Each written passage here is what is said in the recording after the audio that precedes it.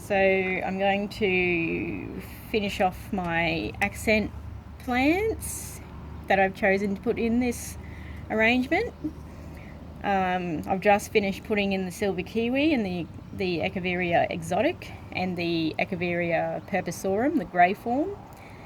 Keeping in with the silver white variegation theme, I'm going to put Echeveria Louise in, but first I have to clean off a bit of the underleaves so that it will sit on the rock and the soil mix nicely without causing any further rot while it's trying to establish after transplantation.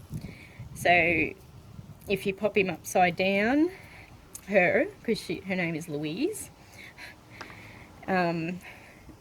if you turn her upside down, you can easily remove the leaves from underneath and exposing more of the root where it will come into contact with the soil and establish into the soil much cleaner without the damage of any under leaves causing root rot while establishing. So you're just eliminating that risk, really.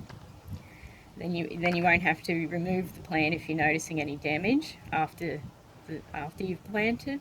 So all the leaves that are left are now don't have any marks or signs of any pests or signs of pests in the leaves that I've kept on there.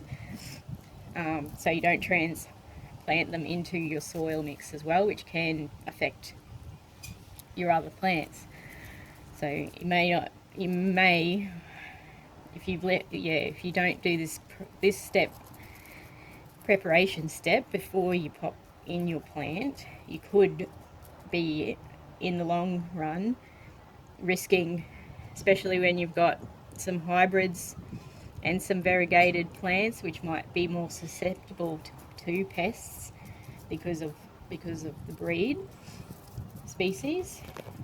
You don't want to be starting to remove all your plants in the end because they've all started to show signs, because one little pest may have been transplanted in.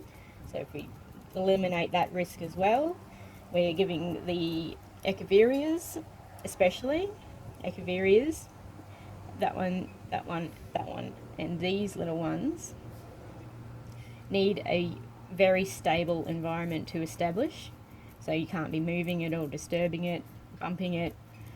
Once you transplant it into your arrangement, you kind of want to stay. It will want to stay there for at least 2 months to establish properly without disturbance, and that's where you get a nice, a well-established plant. No loss of leaves. The leaves become stronger and harder, and as the plant, especially Echeverias, they have a tendency to start losing leaves if they are disturbed or disrupted, and that way you don't have any problems contaminating any other plants in this process as well. Once you've decided where you want to put your arranged plants in the one bowl, if you've got multiple plants, you've got to establish some other plants prior before you can start introducing Echeverias. Echeverias do have a hardy reputation, but not in the transplantation process. After that, yes, they will be, but during transplantation they can have a few issues while trying to establish, and you want to eliminate as many of those as you can with an Echeveria, because the risk of losing it after disturbing it is quite high. And I've left some more smaller gaps here. So once my Echeverias have established, I still have little bits of room here left in the pot to accent with some more crassula or some more sedum. So sedum Little Missy is just tucked in here, so I can put some in underneath there as well later on to fill and fall over the sides of the pot, but that won't be until after my echeverias are established, so we're looking at 2 months before I can add something else. Preferably is how you should complete a bowl of this size in stages like that. So that one I've put it tucked in behind here, and that should remain stable behind here as well. I've just got a old paintbrush to push the rocks up against the root of an echeveria, because echeveria leaves can easily break off if you push down. They can just snap off quite easily. There's no effort involved for a leaf to break off, and it's also good to clean out bits of soil without disturbing the leaf very much. You can see that it just brushes out without getting your fingers in there and breaking off leaves that way. Even underneath your crassula patchous stamen is that one. You can just brush off the excess rocks there just to make it look nicer. And in your Horaorthias especially, it's very good brush tool to use. You can brush out little tiny bits of soil and also your rock without breaking off leaves, because you can use the end of it as well to push out the rocks like that, and they just flick out. The more you push into the plant to get the rock out, the more likely it's going to get wedged more into the crease of the leaf. So you really want something like a brush to brush them out with or flick them out with. It causes less damage to the plant just straight after transplantation.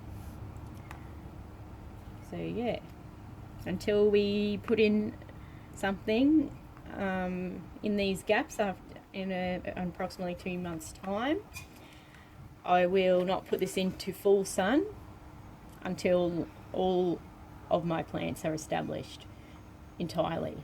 Otherwise, my Horaorthias can suffer in full sun, especially in central Queensland. But I do need to put it in some full sun at some stage to develop the white variegations that come out on the exotic and the ghost and the purpusorum. So it's a light green colour at the moment because it hasn't been out in full sun. These will develop white tips and white powdery coating, especially on the ghost if it's out in full sun, but it won't be in full sun until quite some time after establishment. So even after the 2 months and I go and put in something else, then I let those plants establish too, and then I introduce sun to the whole entire arrangement at small amounts at a time. So the plants are gradually introduced to a full sun environment rather than being put straight out into full sun is not ideal. The sunburn can occur on the leaves of your newly transplanted plants, and plants like Horaorthia, which I've got a variety of quite a mixed variety, won't tolerate full sun if you do it in too much at a time at first. So introducing it gradually will prevent any plant loss in your whole arrangement as well, and you'll have a better long-term success with an arrangement of this size with this many different plants. Otherwise, the possibility of you having to remove the plant certain plants that are looking like they're getting damaged from like various causes, either sunburn, root rot, disturbance, or an introduction of pests, because the pests are attracted to a weaker plant. If you've got pests, you want to remove that affected plant immediately, so that the pests don't actually move on to any other plant while they're in there. So to eliminate all of those, these steps are quite useful to establish a well looked after arrangement for long term. So there we have it. Some simple tips to get your arrangements in order for long term success.